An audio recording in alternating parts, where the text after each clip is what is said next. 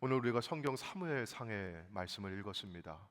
사무엘상을 흥미롭게 읽을 수 있는 흐름 가운데 하나는 권력의 이동입니다. 여러분, 무엇의 이동이라고요? 권력의 이동이죠. 우리 사람에게는 누구나 권력의 의지가 있다고 하죠.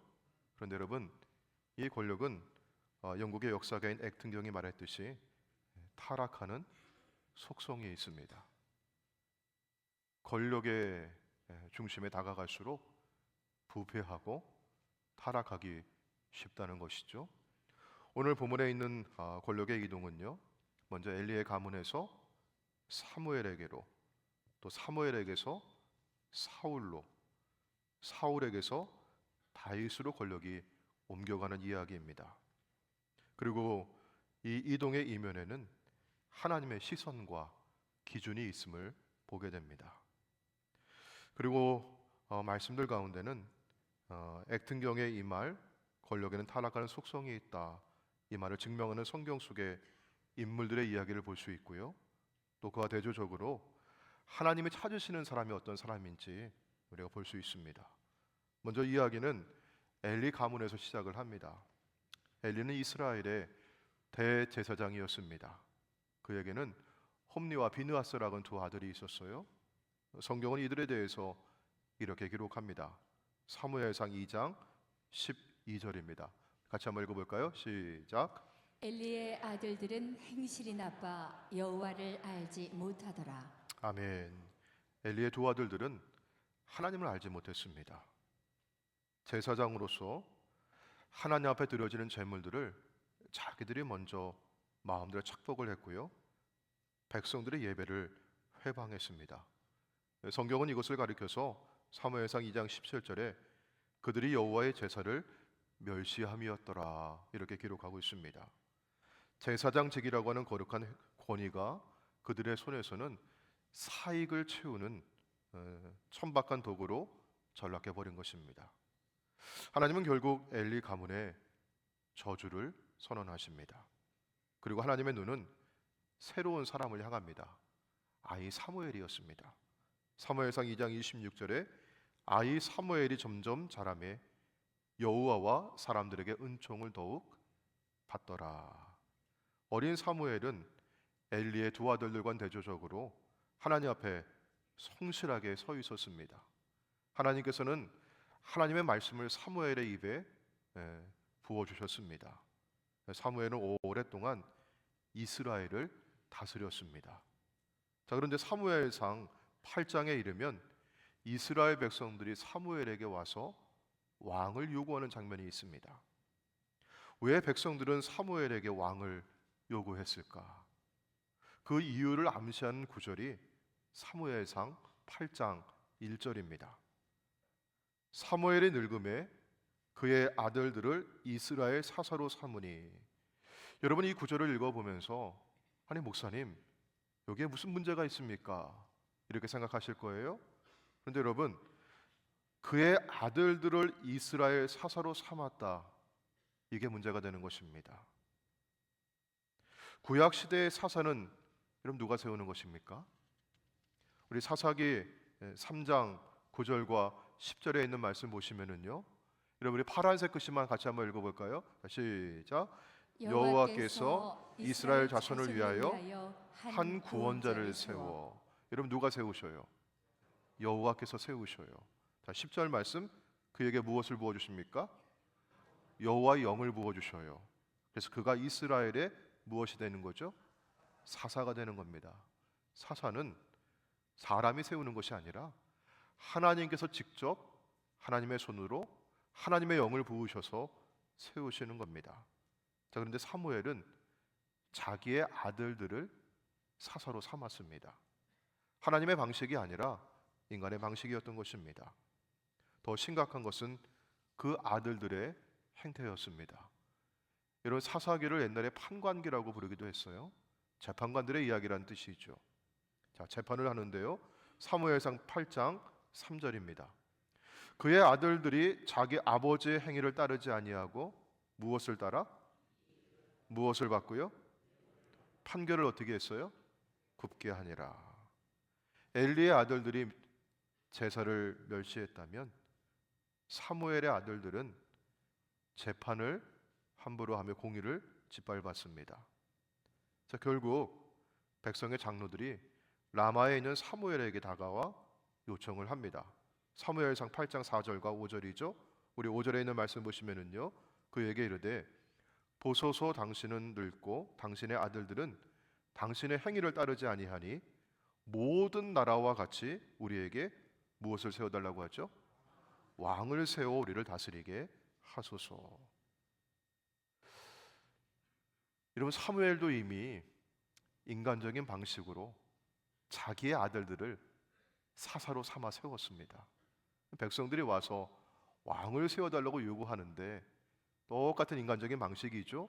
그런데 여러분, 사무엘이 이 요청을 듣고 어떠한 반응을 보였는지 이게 참 흥미롭습니다. 우리 사무엘상 8장 6절 말씀 볼게요. 우리에게 왕을 주어 우리를 다스리게 하라 했을 때 사무엘이 그것을 뭐하지 아니했다? 기뻐하지 아니했다. 좋아하지 않았습니다. 이 구절을 새 번역은 이렇게 번역을 했어요. 사무엘이 마음이 상하였다. 공동 번역은요, 사무엘의 마음이 언짢았다. 이렇게 번역을 했습니다. 여러분, 우리는 언제 마음이 상하고 언짢아집니까? 내 마음대로 되지 않을 때입니다. 내 뜻이 꺾일 때입니다. 사무엘은 평생 하나님 앞에 충성한 사람이었어요. 그러나 이 순간 그는 자기의 아들들을 이스라엘을 다스리는 권력의 중심에 사사로 세우고 싶었던 자신의 뜻이 꺾이자 마음이 상했고 언짢아졌습니다. 권력 앞에서 이처럼 인간의 본성은 미묘하게 드러나게 되어 있습니다. 하나님은 사무엘에게 백성의 요구를 다 들어주라고 하셨고요, 결국 이스라엘의 첫 번째 왕이 세워집니다. 그가 바로 사울입니다. 성경에서 하나님은 언제 사울을 왕으로 세우셨다고 하나요? 우리 사무엘상 15장 17절에 있는 말씀 보시면은요, 사무엘이 이르되, 왕이 사울 왕을 두고 얘기하는 거죠. 왕이 스스로 어떻게 여길 때요? 작게 여길 때, 그때 하나님께서는 그를 이스라엘 지파의 머리가 되게 하셨습니다. 하나님께서는 겸손한 자를 높여 주십니다. 처음에 사울이 그러했습니다. 베냐민 지파, 이스라엘에서 가장 작은 지파, 그 중에서도 내세울 것이 없는 가문 출신이라고 스스로 말했던 것입니다. 그는 자기 자신을 아무것도 아닌 자로 여겼습니다. 그러나 왕권을 가진 후에 사울은 달라집니다. 결정적인 사건은 사무엘상 15장에 나옵니다. 하나님은 아말렉을 진멸하라고 하셨어요. 사울은 그러나 좋은 것들을 취하여 남겨두었습니다. 그러면서 명분을 내죠. 제사를 드리겠다는 것입니다. 사무엘은 그에게 선언합니다. 사무엘상 15장 22절과 23절입니다. 사무엘이 이르되 여호와께서 번제와 다른 제사를 그의 목소리를 청종하는 것을 좋아하신 것 같이 좋아하시겠나이까. 순종이 제사보다 낫고 듣는 것이 순양의 기름보다 나으니 이는 거역하는 것은 점치는 죄와 같고 완고한 것은 사신 죽은 우상에게 절하는 죄와 같음이라. 우리 같이 한번 읽어볼까요? 왕이 여호와의 말씀을 버렸으므로 여호와께서도 왕을 버려 왕이 되지 못하게 하셨나이다. 아멘. 사울은 하나님의 말씀을 버렸습니다. 권력에 취하여 그것이 하나님의 것임을 잊었던 것입니다. 그래서 하나님은 그를 버리셨고 탄식하십니다. 사무엘상 15장 11절에 내가 사울을 왕으로 세운 것을 후회한다고 말씀하십니다. 엘리의 두 아들들, 그리고 사무엘의 아들들, 그리고 사울에 이르기까지 여러분, 이 흐름 속에서 우리는 하나의 공통점을 발견하게 됩니다. 권력이 주어졌을 때 그것이 하나님의 것임을 잊어버린 자들은 결국 그 권력과 함께 무너졌다고 하는 것입니다. 이제 하나님은 사무엘에게 말씀하십니다. 우리 사무엘상 16장 1절에 있는 말씀이죠. 여호와께서 사무엘에게 이르시되 내가 이미 사울을 버려 이스라엘 왕이 되지 못하게 하였거늘 내가 그를 위하여 언제까지 슬퍼하겠느냐. 너는 뿔에 기름을 채워 가지고 가라. 내가 너를 베들레헴 사람 이새에게로 보내리니 이는 내가 그의 아들 중에서 누구를 보았느니라? 한 왕을 보았느니라. 하나님께서 이새의 아들 중에서 보신 그 한 왕은 누구일까요? 사무엘이 이새의 집에 도착하여 맏아들 엘리압을 보았습니다. 엘리압이 사무엘의 눈에 쏙 들어왔습니다. 키도 크고 외모도 출중했습니다. 이 사람이다. 사무엘의 마음에 확신이 들었습니다. 그런데 하나님이 말씀하십니다. 사무엘상 16장 7절입니다. 여호와께서 사무엘에게 이르시되 그의 용모와 키를 보지 말라. 내가 이미 그를 버렸노라. 내가 보는 것은 사람과 같지 아니하니 사람은 외모를 보거니와 나 여호와는 무엇을 보느니라? 중심을 보느니라. 이새의 아들 일곱이 둘째, 셋째, 일곱째까지 쭉 지나갔지만 하나님께서는 아무도 그들 가운데 택하지 않으셨습니다. 사무엘이 묻습니다. 당신의 아들들이 다 여기 있습니까? 이새가 대답하죠. 아직 막내가 남았는데 그 아이는 들에서 양을 지키고 있습니다.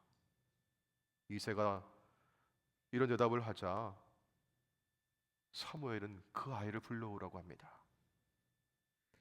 들판에서 양이나 치고 있는 막내, 가족들에게도 잊혀졌던 그 존재. 그러나 그 다윗이 들어왔을 때 하나님께서는 사무엘에게 말씀하십니다. 이가 그니 일어나 기름을 부으라. 중심을 보시는 하나님께서 다윗이 바로 그 사람이라고 말씀하십니다.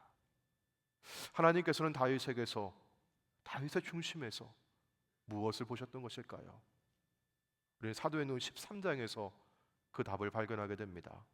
사도행전 13장 우리 22절에 있는 말씀인데요. 하나님께서는 사울을 폐하시고 다윗을 왕으로 세우시고 증언하여 이르시되 내가 이새의 아들 다윗을 만나니 어떠한 사람이라? 내 마음에 맞는 사람이라. 내 뜻을 다 이루리라.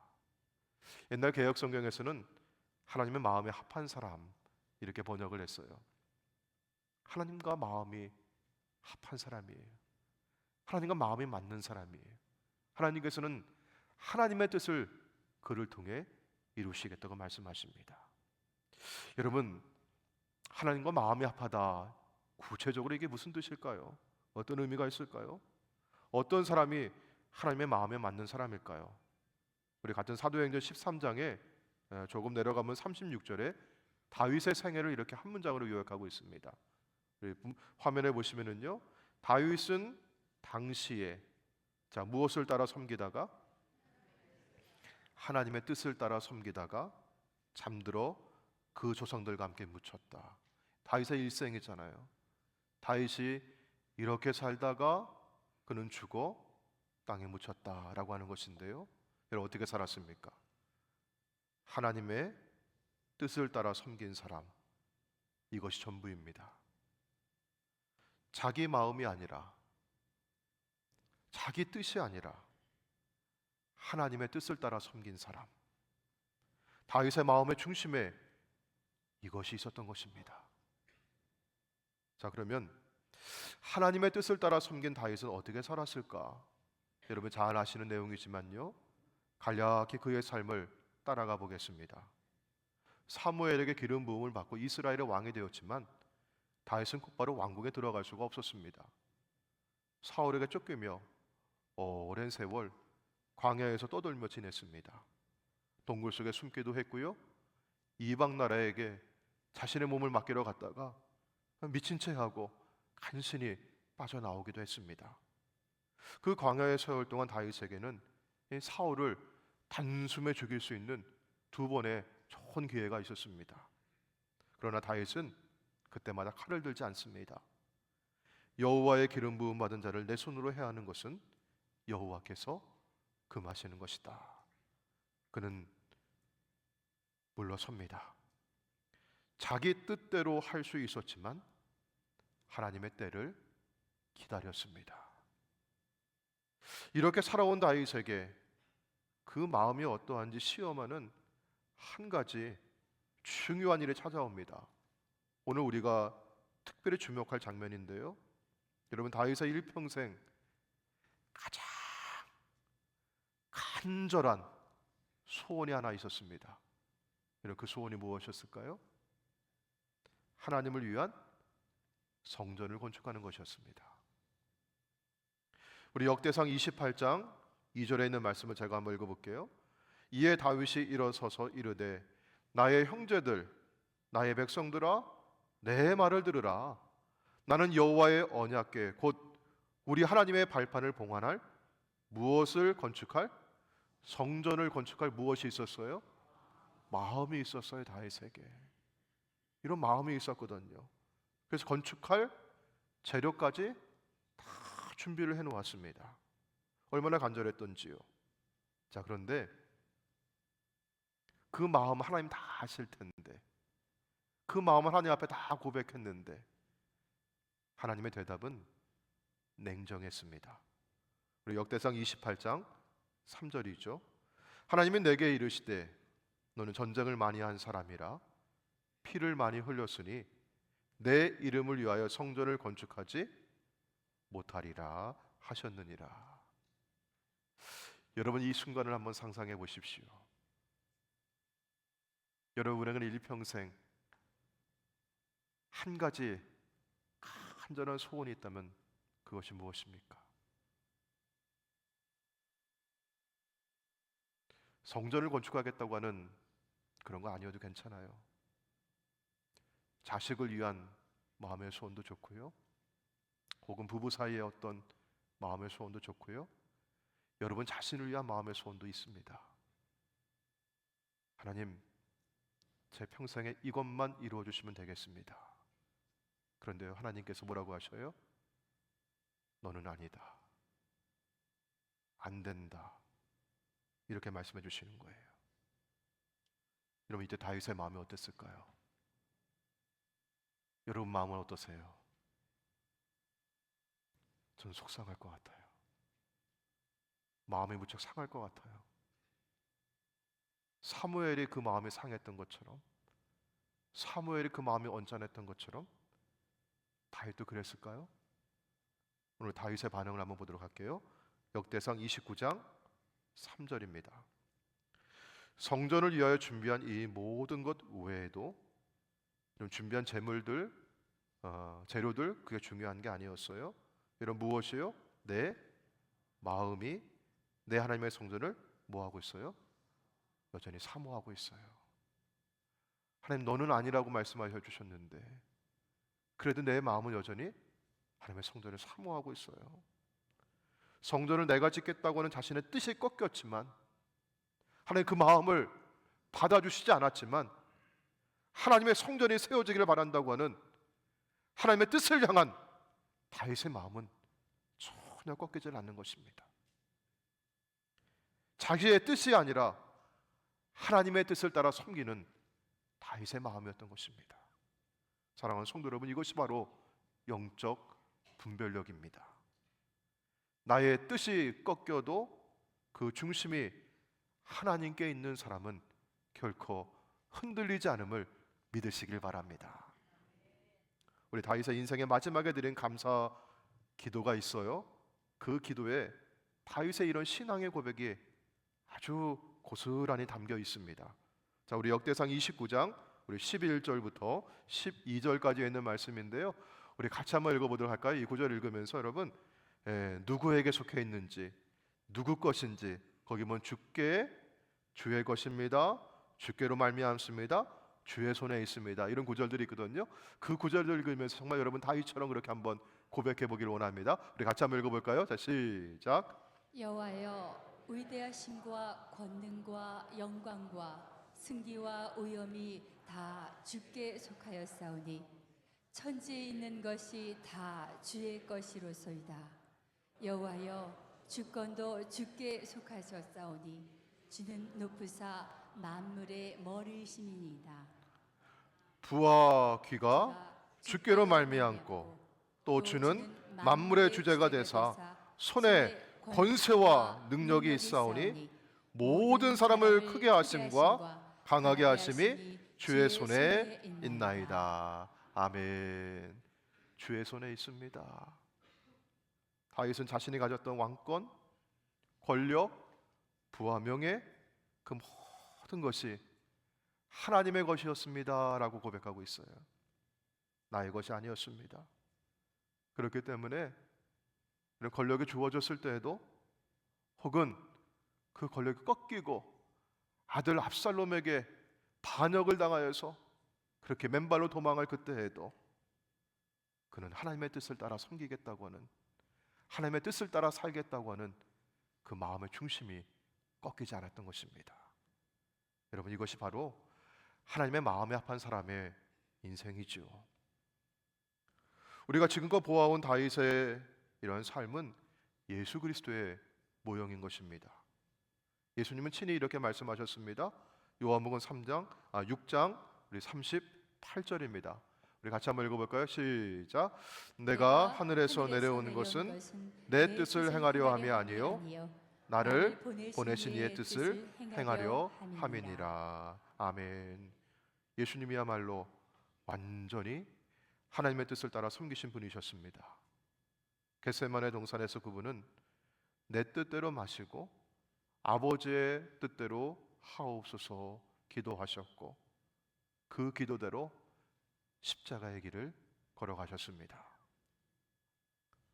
그리고 예수님은 사순절의 영적 여정을 시작하는 우리에게도 이렇게 기도하라고 가르쳐 주셨습니다. 마태복음 6장 10절입니다. 나라가 임하옵시오며 뜻이 하늘에서 이루어진 것 같이 땅에서도 이루어지이다. 이 기도가 우리가 매일을 어떻게 살아가야 할지 우리가 삶의 방향을 일러주는 그런 기도인 것입니다. 사랑하는 성도 여러분, 이번 사순절의 영적 여정을 시작하면서 매일 아침 이 기도를 드릴 수 있기를 원합니다. 하나님의 뜻이 나의 삶을 통해 이루어 주옵소서. 이 시간 우리 자신에게 묻고 싶습니다. 여러분, 우리는 어떤 사람입니까? 내게 직분이 생겼을 때, 어떤 권위가 내게 주어졌을 때, 혹은 내가 정말 작은 것이라도 권력을 갖게 되었을 때, 내 마음의 중심이 무엇을 향해 있습니까? 여러분, 내 뜻이 이루어질 때, 혹은 반대로 내 뜻이 꺾일 때, 여러분 마음의 중심에는 여전히 무엇이 있습니까? 다윗처럼 뜻이 꺾여도 흔들리지 않으려면 처음부터 그 뜻이 내 뜻이 아니라 아버지 하나님의 뜻이 되어야 할 줄로 믿습니다. 사랑하는 성도 여러분, 하나님의 마음과 뜻을 품는 저와 여러분 되기를 주의 이름으로 축원합니다. 우리 여러분 지난번에 나눠드렸던 임원 정책선 선포문 여러분 다 갖고 계시죠? 네 번째 문장을 같이 한번 읽어볼까요? 자, 화면에 한번 올려주실까요? 네 번째 문장. 자, 같이 한번 읽겠습니다. 시작. 나는 하나님의 성품을 닮은 사람입니다. 아멘. 하나님의 성품을 닮는다는 것이 무엇일까요? 하나님의 뜻을 내 뜻보다 먼저 앞세우는 것입니다. 내 영광이 아니라 하나님의 영광을 위해서 살아가는 것입니다. 이번 사순절의 영적 여정 가운데 주의 뜻이 이루어지게 하옵소서, 이렇게 기도하며 나아가는 저와 여러분 되기를 소망합니다. 오늘 이 시간 우리 주신 말씀 가지고 함께 찬양하며 우리 기도의 자리로 나아가기를 원하는데요, 하나님은 오늘도 우리의 중심을 보고 계십니다. 지금 이 자리에서 다윗의 삶이 우리의 삶이 되기를 원하십니다. 하나님, 당신의 뜻을 따라 섬기는 삶이 되게 하옵소서. 당신의 마음에 맞는 사람이 되게 하옵소서.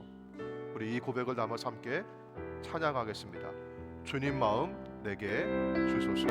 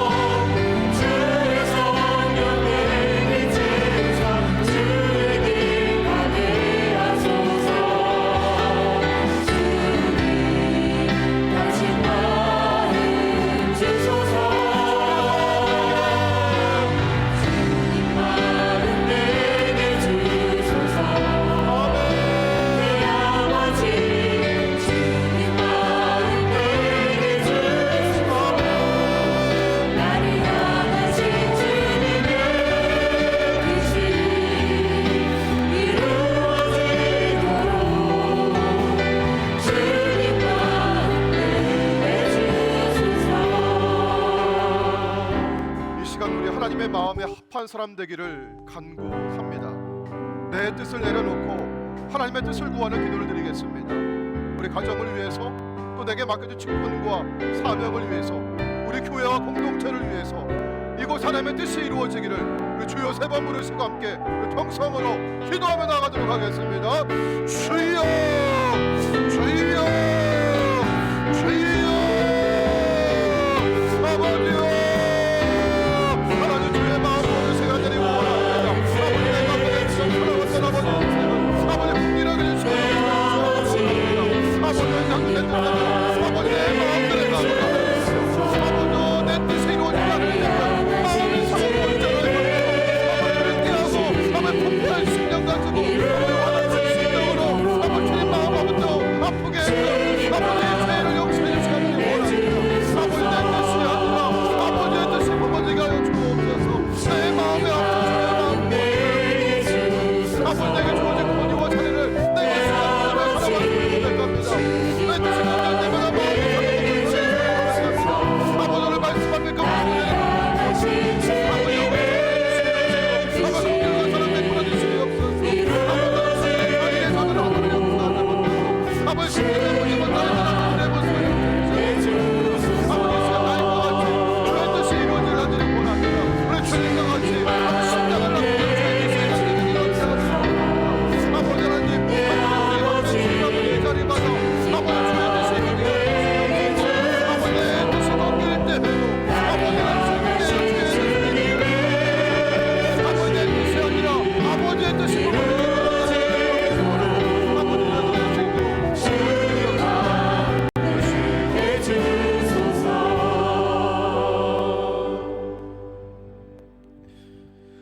은혜로우신 아버지 하나님, 저희는 자주 내 뜻을 하나님의 뜻보다 앞세웠습니다.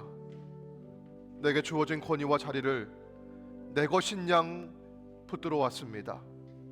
그리고 내 뜻이 꺾일 때마다 마음이 상하고 불평했습니다. 우리 옆에 있는 형제와 자매의 작은 허물도 용서하지 못하고 정죄했습니다. 오늘 말씀 앞에 그 모습을 내려놓사오니 하나님 용서하여 주옵소서. 하나님, 내 뜻이 꺾일 때에도 오직 하나님의 뜻을 섬기는 자가 되게 하여 주옵소서. 내 마음보다 주님의 마음을, 내 영광보다 주님의 영광을 먼저 구하는 그러한 삶을 살아갈 수 있도록 인도하여 주옵소서. 하나님, 사순절의 영적 여정을 시작합니다. 오늘 우리가 살아가는 삶의 모든 자리마다 뜻이 하늘에서 이루어진 것 같이 땅에서도 이루어지이다라고 기도하며 응답받는 삶이 될 수 있도록 인도하여 주시옵소서. 우리 주 예수님의 이름으로 기도하옵나이다. 아멘.